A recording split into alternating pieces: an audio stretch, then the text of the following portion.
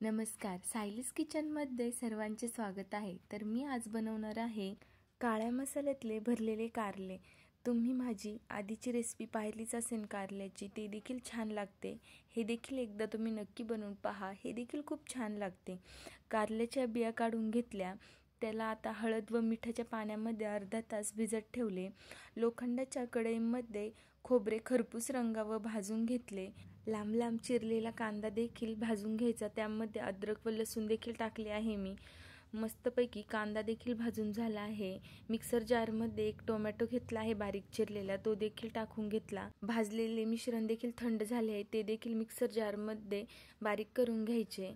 आता इकडे कारले मी छानपैकी हाताच्या सहाय्याने पाणी त्यातले सर्व काढून घ्यायचे व बाजूला काढायचे। कढईमध्ये थोडेसे जास्त तेल टाकायचे, त्यामध्ये आपले 2-3 कारले टाकून फ्राय करून घ्यायचे। प्लेटमध्ये मसाला काढून घेऊ। त्यासाठी मी एक मोठा चमचा काळा मसाला घेतला आहे, गरम मसाला घेतला, हळद घेतली, धनेपूड घेतली व थोडे लाल तिखट देखील घेतले आहे। कारले आपले तोपर्यंत 60 ते 70% शिजून तयार झाले आहे, फ्राय करून झाले आहेत। ते बाजूला काढायचे। त्याच कढईमध्ये 2 चमचे जिरे, थोडेसे कढीपत्ता टाकले व जो आपण मसाला काढला आहे तो देखील टाकून घेतला।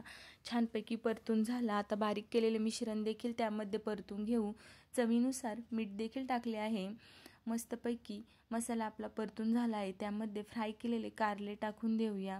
कारले फ्राय केल्यामुळे कारले कडू होणार नाही, खूप टेस्टी असे हे कारले लागते। तुम्ही देखील ही रेसिपी नक्की ट्राय करून पहा व माझी रेसिपी तुम्हाला आवडत असतील तर चॅनलला लाईक करायला विसरू नका।